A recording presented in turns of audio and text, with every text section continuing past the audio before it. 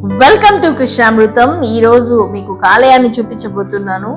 గోపురం అంతా శిథిలావస్థకు చేరుకున్నా కూడా ఈ ఆలయాన్ని పునర్నిర్మాణం చేపట్టడం జరిగింది. ఈ ఆలయం ఎక్కడుంది ఏంటి అనే విశేషాలు చూసేద్దాం రండి.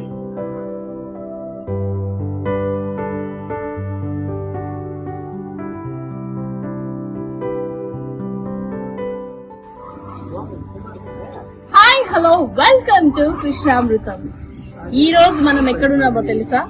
పంచలింగ క్షేత్రాలలో ఒకటైన కొట్రకోటలో ఉన్నామండి.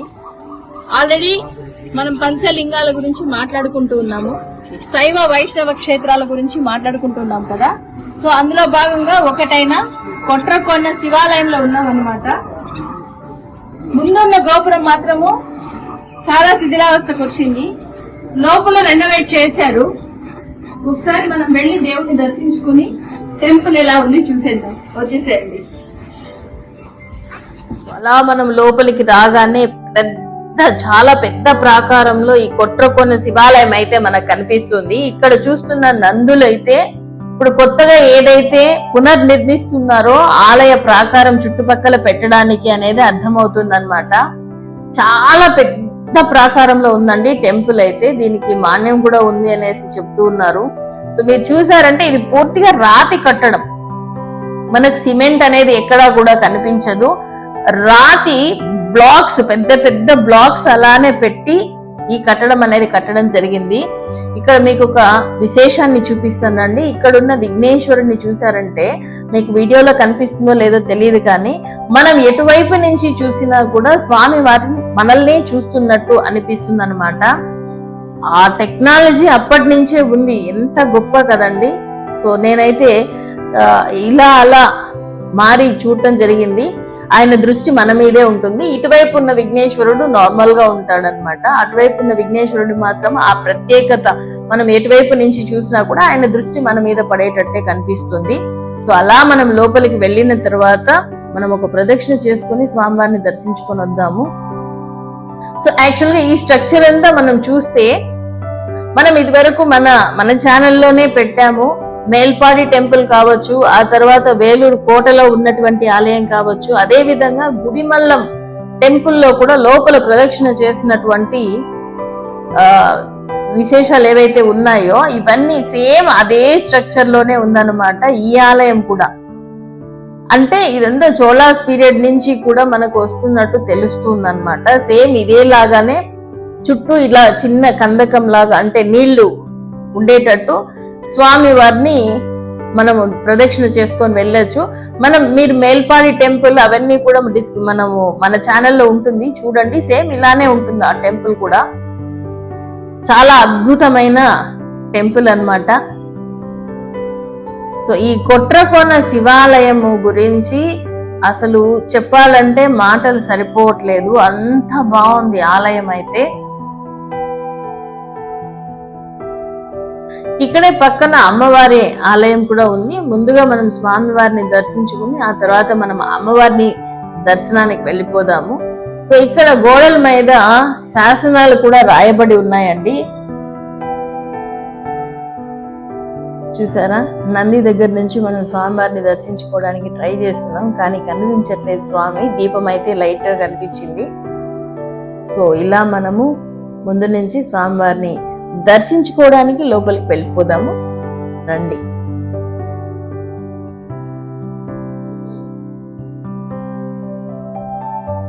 బయట ఒక ప్రాకారము, లోపల ఒక ప్రాకారం, ఆ తర్వాత లోపలికి వచ్చామన్నమాట.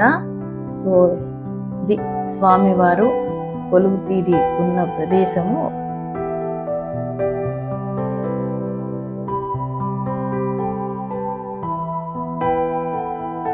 ఇంతింత పెద్ద కట్టడాలు ఇప్పుడు కట్టాలంటే మనము ఎంత కష్టపడుతున్నామో, ఆ కాలంలో ఎలాంటి ఇది లేకుండా కూడా, మిషనరీస్ లేకుండా ఎలా కట్టి ఉంటారు ఏంటి అనేది ఊహించుకుంటేనే అసలు చాలా గొప్పగా అనిపిస్తుంది. మన హైందవ ధర్మం ఇంత గొప్పదా అనే ఒక ప్రౌడ్నెస్ ఉంటుందండి మనకి. కాకపోతే మనము వాటిని సంరక్షించుకోవడంలో కాస్త వెనకపడ్డామేమో అని అనిపిస్తుంది. చూడండి, స్వామివారు కొలువు తీరి ఉన్నారు.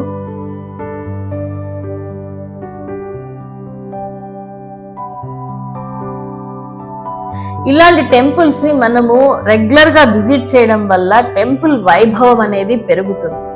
సో మనకు అది ఇంకా మనము ప్రాక్టీస్ కావాలి దానిలో. అక్కడ ఆ ఊర్లో ఉన్న వాళ్ళు కలిసి ఏదో చేస్తున్నారు, ధూపదీప నైవేద్యాలు అయితే పెడుతున్నారు. కానీ మనము రెగ్యులర్ గా ఇలాంటి టెంపుల్స్ కి వెళ్తూ వస్తూ ఉంటే ఇంకా మన యొక్క ఆలయాల అభివృద్ధి బాగా పెరుగుతుంది. సో ఒకసారి ప్రదక్షిణ చేసుకొని వచ్చేసి అమ్మవారిని దర్శనం చేసుకుందాము రండి.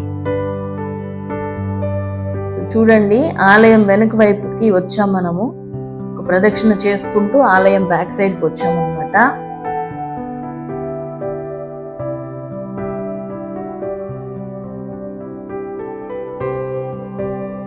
పురావస్తు శాఖ వారి ఆధ్వర్యంలో జరుగుతుంది అనేసి అన్నారు. ఈ యొక్క బ్లాగ్స్ కంతా కూడా నెంబర్స్ వేసి ఉన్నారనమాట. అంటే ఎక్కడ తీసినా మళ్ళీ అక్కడ పెట్టడానికి, రీకన్స్ట్రక్ట్ చేయడానికి ఇలా వేస్తున్నారు. సో పాత ఆలయాలన్నిటినీ కూడా ఇదే విధంగా మనము రీకన్స్ట్రక్ట్ చేసుకొని మళ్ళీ మనము దర్శనాలకి వెళితే నిజంగా మన హిందూ ధర్మం అనేది ఇంకా ముందుకు నడుస్తుంది.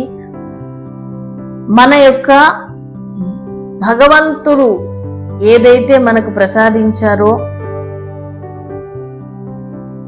మన ఆలయాల సంరక్షణ కావచ్చు, మన సనాతన ధర్మ సంరక్షణ కావచ్చు, ప్రతి హిందూ మీద కూడా ఉందండి.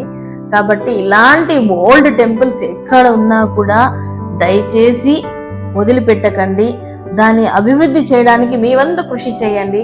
భగవంతుడు ఆటోమేటిక్గా ఆయన చేసేసుకుంటారు.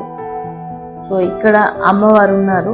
కాకపోతే ఇంత పెద్ద ఆలయం ఉండి దీనికి ల్యాండ్స్ కూడా ఉన్నాయి, అయినా కూడా ఇలా కొంచెం నాకెందుకు అన్సాటిస్ఫైడ్ అనిపించింది. అంటే టెంపుల్ అన్సాటిస్ఫైడ్ కాదు, ఆ సేవలో సరిగా చేయట్లేదేమో అన్న ఒక చిన్నగా ఎక్కడో అనిపించింది. కానీ ఊర్లో వాళ్ళకి తగినంతలో వాళ్ళు చేస్తూ ఉన్నారనమాట. ఇటువైపు లోపల ప్రాకారం ప్రదక్షిణ చేద్దాం అనుకున్నాం, కానీ అటువైపు సిమెంట్ బస్తాలు ఏవో వేస్తున్నారు కాబట్టి మనం వెళ్ళటం కుదరలేదన్నమాట. సో అమ్మవారిని అయితే దర్శించుకొని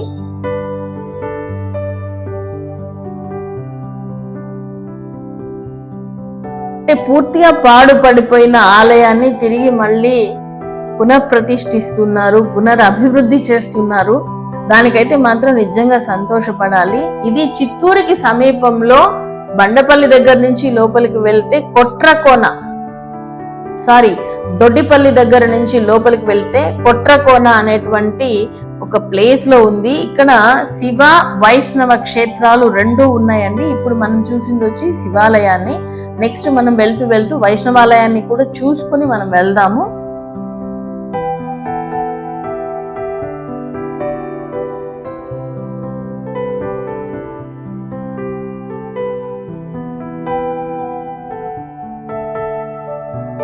కొట్రకొండలో మనము శివాలయం చూసాం కదా, అదే విధంగా ఇది వైష్ణవాలయము.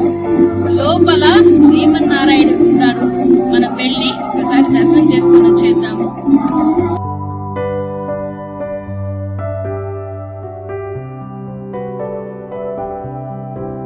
సో ఇందాక మనం చూసాం కదా, శివాలయం చూసేసి వచ్చాము. సో ఇక్కడ వచ్చి నారాయణుడు కొలువు తీరి ఉన్నాడు. చాలా ప్లెజెంట్ గా ఉంది టెంపుల్ అయితే. ఈవినింగ్ అయితే ఇంకా ప్రశాంతంగా కూర్చొని మెడిటేషన్ చేసుకోవడానికి చాలా బాగా అనిపించింది.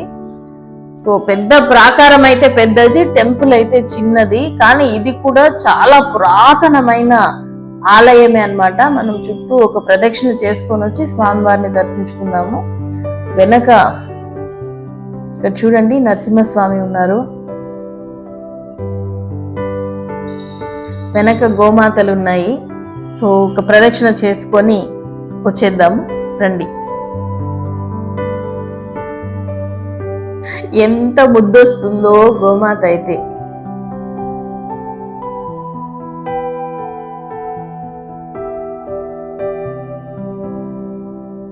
మనం ఎప్పుడు మన చుట్టుపక్కల ఉన్న ఆలయాలనే కాకుండా ఇలా మన పరిసర ప్రాంతాల్లో ఉన్న పురాతన ఆలయాలకి మనము మంత్లీ వన్స్ లేకపోతే 15 days వన్స్ ఊరికే అలా బయట ఎక్కడెక్కడో పిచ్చాపాటి తిరుగుతుంటాం. అలాంటిది ఇలాంటి టెంపుల్స్ విజిట్ చేయడం వల్ల మన ఆలయాలు అభివృద్ధి చెందడమే కాకుండా మనము 10 మందికి చెప్పడం వల్ల ఇలా పలానా చోట ఈ ఆలయం ఉంది, ఒకసారి వెళ్ళి విజిట్ చేయండి అనడం వల్ల నిజంగా మనతో పాటు పుణ్యాన్ని 10 మందికి పంచిన వాళ్ళం అవుతాము. కాబట్టి మీ పక్కన ఉన్న వాళ్ళకు కూడా ఈ వీడియో షేర్ చేయండి. ప్రతి ఒక్కరికి చిత్తూరుకి దొడ్డిపల్లి సమీపంలో ఈ కొట్రకోన అనే ప్లేస్ ఉంది. ఈ కొట్రకోన పక్కనే నదీ తీరాన్నే ఈ యొక్క శివ వైష్ణవ క్షేత్రాలు రెండూ కూడా కొలువు తీరి ఉన్నాయి. వచ్చారంటే 2 temples ని కూడా ఒకటేసారి మనము విజిట్ చేయొచ్చు. ఒక్కసారి ఆ శ్రీమన్నారాయణ్ణి దర్శనం చేసేసుకుందాం రండి.